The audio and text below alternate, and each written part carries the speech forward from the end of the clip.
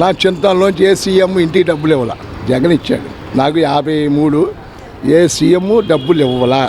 జగన్ వచ్చిన తర్వాత ఇంటికి అమ్మఒడని, ఆటో వాళ్ళకి అన్ని కష్టాలు అది మాటేస్తే తప్పులేండి. వీళ్ళు అలా కాదు, అసలు ఈ వాగ్దానాలు చేశాడు కదా, ఏదండి ఏం లేదు. కానీ స్టడీ నాశనం అయిపోయింది, ఏం లేదు. ఇంకా దొంగతనాలు చేసి బతుకుతారు యువకులు, బ్లేడ్ బ్యాచ్, గంజాయి బ్యాచ్.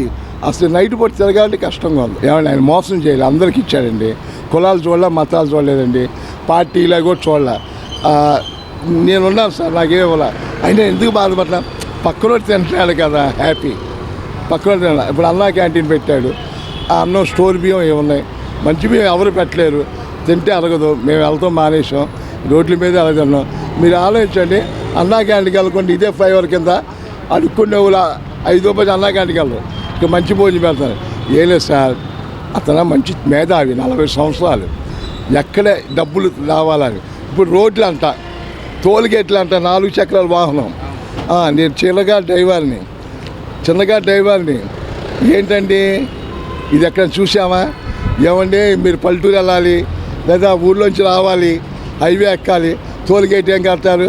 ఆల్రెడీ టోల్గేట్లు ఎక్కువైనాయి, మళ్ళీ టోల్గేట్లు అంట. ఫోర్డ్ అదే మనకి షిప్ యార్డ్లు ఎన్ని కట్టారు? ఏం లేదు సార్, మీరు చేసింది నాకు నచ్చదు, నేను చేసింది మీకు నచ్చదు. కానీ డబ్బు సంపద సృష్టిస్తున్నారు కదా, జోబులోకి కడుపుకి, అంతే. ఏం లేదు, మోసం అని తెలుసండి జనాలకి. జగన్ చెప్పాడు, నమ్మొద్దు, సత్యం ఎవరు తుమ్మారు, నమ్మొద్దు, మోసపోతారు అంటే నేను కూడా ఇక్కడ చెప్పే ప్రజలకి, మీరు వేస్తే ఓకే. అలాగే జరిగింది. వీళ్ళకి ఇది శిక్ష అండి. 5 సంవత్సరాలు బాగా తిన్నారు కదా. కరోనాలో జగన్ చేసిన పని మర్చిపోతే చాలా. వరల్లో వెళ్ళిపోయిందంటండి, వరల్లో నాకు తెలియదు, వరల్లో వెళ్ళిపోయిందంట.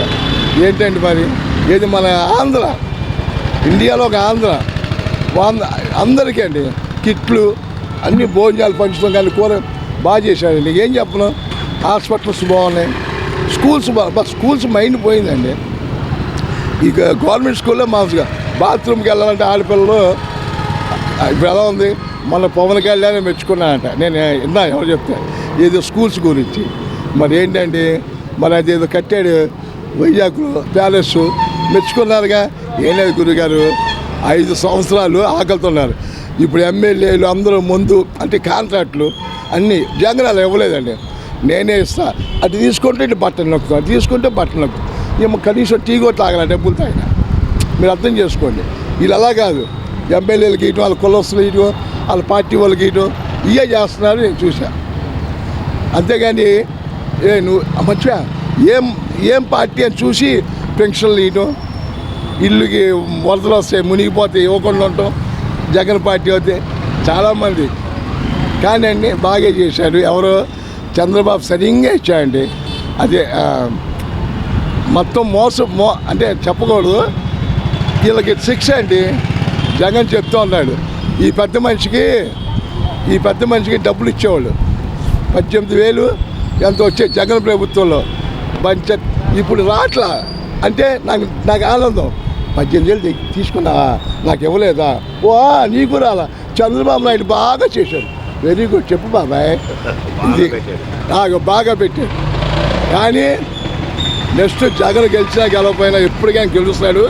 వీళ్ళందరినీ ఈ ఏరియాలో ఉండరండి, ఆంధ్రాలో ఉండరు, ఇండియాలో కూడా ఉండరు, చచ్చిపోతారు ఊర్లేసుకొని.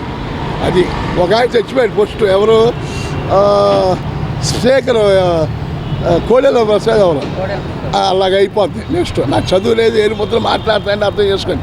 విజయవాడలో పుట్టి పెరిగే జనరల్ జంట ఏం లేదు, ఏలుముద్రలు. ఈ గెలుపు మాదేనండి, మా జగన్కి తెలుసు. కానీ చిన్న అనుమానం, సెంట్రల్ గవర్నమెంట్లో ఏదో జరిగిందని ఆయన అన్నాడు.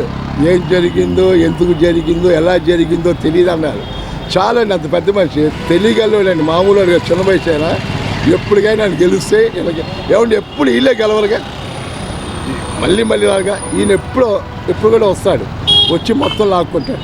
కానీ నా మనసులోది వీళ్ళు వచ్చారుగా, సంపాదించుకుంటారుగా, ఇంకా సంపాదించాలి సార్ నా కోరిక. ఎందుకని అడిగితే తెలుగుదేశం ప్రభుత్వం ఇంకా సంపాదించారు. జగన్ గారు గెలిస్తే మొత్తం నాకేస్తాడు, లాగేసి జ్యూస్లా పిండేసి జనాలకి ఇస్తాడు. ఇది మటుకు వాస్తవం సార్. వీడు గెలుస్తాడు కదా జగన్, మొత్తం లాక్కొస్తాడు సార్. డబ్బు ఏరా ఎక్కడ సంపాదించో ఎప్పుడు సంపాదించో. చంద్రబాబు గెలవక ముందు నీ ఆస్తి అంతా ఇప్పుడు అంతా లాగండి ఇన్ని బయటికి. అధికారులు కూడా ఎవరే లాగు. అరే ఈ పథకాలు సూపర్ సిక్స్ పెట్టారు. పథకాలు అమలు చేయాలంటే రాష్ట్రం మొత్తం ఖజానా ఖాళీగా ఉంది, ప్రజలు మొత్తం అర్థం చేసుకోవాలంటున్నారు. వీళ్ళు ఓడిపోయినప్పుడు ఖజానాకి ఏమి ఇచ్చారండి అర్థం చేసుకోండి.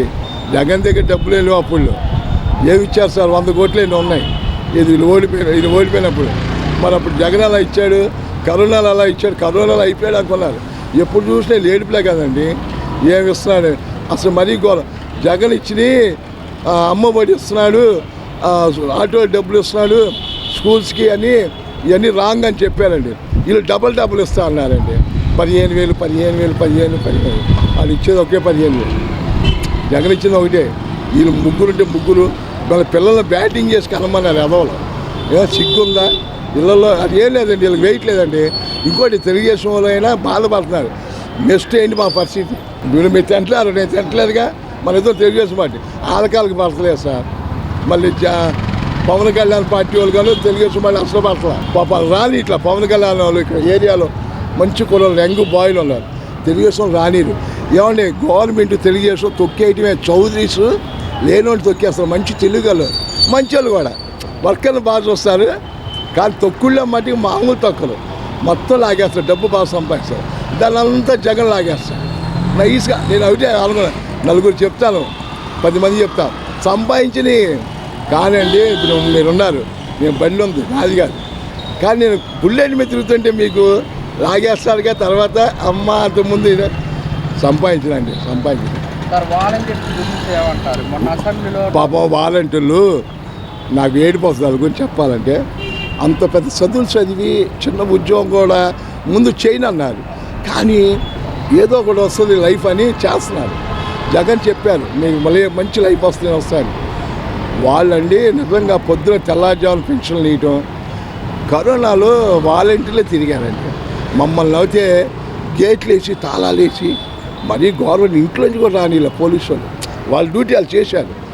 పాపం ధర్మంగా డ్యూటీ చేశారు. కానీ వాలంటీర్ అంటే వదిలేసేవాళ్ళు. ఆ వాలంటీర్లు వచ్చి మూసుకొని మీకు ఎలాగుంది ఆమె వచ్చేదండి. డాక్టర్లు రాలా, వాలంటీర్ వచ్చి చెప్తేనే డాక్టర్లు బస్సు వచ్చేదండి. వాలంటీర్లకి మోసం చేశారండి. పాప వాళ్ళకి ఏముందండి 5,000 లేదా 10,000 ఏముందండి, రోజు 350 అంత పడింది. అది పచ్చి మోసం. వాలంటీర్లు ఏంటి సార్?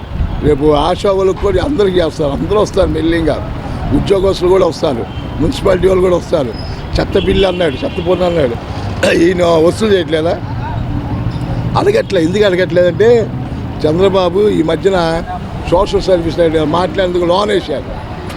అదొక బాధ.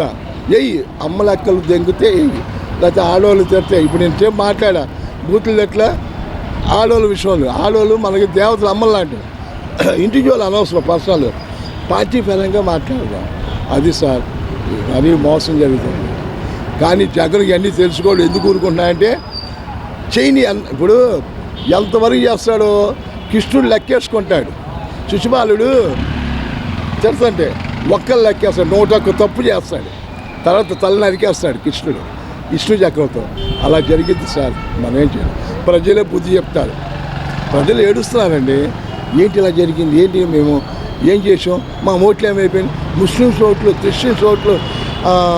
ఇప్పుడు అందరూ తెల్లగాలంటే హిందువుల్లో కానీ హిందువులే. ముస్లిమ్స్ ఓట్లు మరీ గౌరవండి. వాళ్ళు చెప్పుకోరు ముస్లిమ్స్, ఎందుకంటే బయట రారు, అంతా ఒకటే ఉంటారు యూనిట్గా. క్రిస్టియన్స్ చెప్పుకోరు. మన తెలుగు వాళ్ళేమో లోన్ వేస్తున్నారు, లోన్ వేస్తున్నారండి.